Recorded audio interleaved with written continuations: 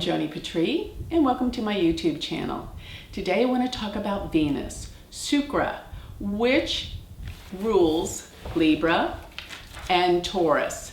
And Venus is the ability of attraction because Venus rules relationships by and large. So how do we love? How do we fall in love? Our connectedness to others through love and romance.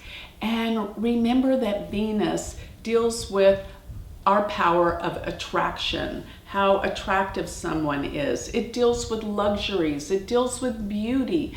It rules all of the professions that take on different aspects of beauty, such as fashion, makeup, hair, creativity, art, music. And it can also rule theater and dancing. So it's all these forms of self-expression that deal with beauty. The other aspect is flowers, making the world a more beautiful place. And it can deal with design in terms of decorating and decorating the home. Venus is the feminine influence, even though it is the leader of its planetary camp, the Asuras, which can be determined as the sort of like the devils, the demons, but in essence, it truly isn't. It's just the opposite opposing force of Jupiter, which is the leader of the other opposing planetary camp, which is the Devas. So Venus is all about the power to attract. It's about luxuries in life. It can deal with cars, it deals with airplanes, it deals with extreme wealth. Because in order to have a Lakshmi Yoga, which represents extreme wealth in a chart, Venus must first be in its sign of rulership or its sign of exaltation. Otherwise, you don't have Lakshmi Yoga.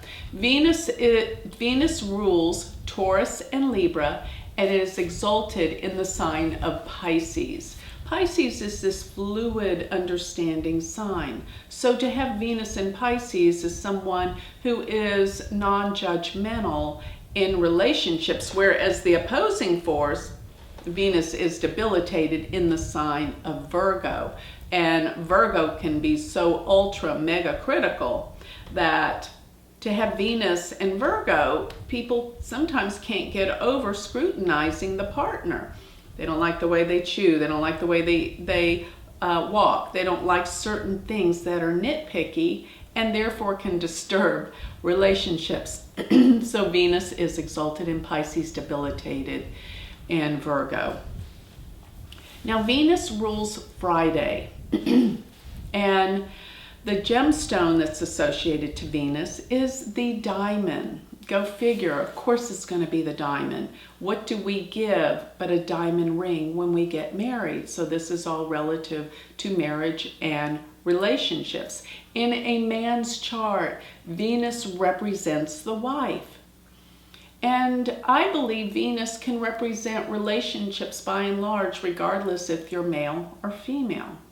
So Venus, in terms of wealth and luxuries, will give mega wealth, mega luxuries, represents the arts. It represents everything to do with the creative potential with beauty and design, art, and aesthetics. You know, how do you look?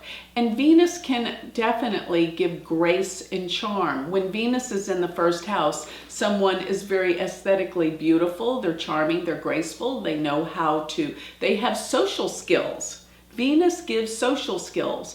And I don't think this is something that can be taught. It's something that is innate. Venus in the second house will bring wealth and money. And Venus in the third house can deal with closeness or good relations with brothers or sisters. Venus in the fourth house can represent a beautiful mother. Venus in the fifth house could represent female children or someone that is extremely creative. And it may not represent female children. That's probably half and half because it depends on the sign, whether it's male or female that it's in. But Venus in the 5th is highly creative, artistic. Venus in the 6th house can be healthy, but may be overindulgent and sometimes attracted to sweets. Venus in the 7th house is actually not that good because it represents that there's too many adoring partners, which can cause jealousy in relationships. Venus in the 8th house can represent betrayal or losses in love. Venus in the 10th house can be a career in fashion and creative arts, shining.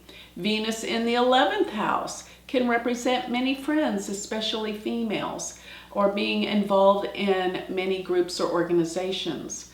Venus in the 12th house can be travels with foreigners, and Venus actually in the 12th house picks up strength. It's the only planet that does well in the 12th house, and it will represent great wealth and luxuries can come to the individual.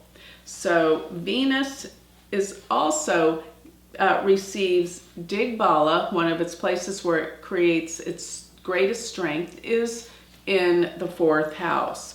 So with that, if you would like to learn more about the planets or astrology, you can always go to my website, galacticcenter.org. And if you would like to learn Vedic astrology, then go to my university, University of Vedic Astrology.com. Thank you.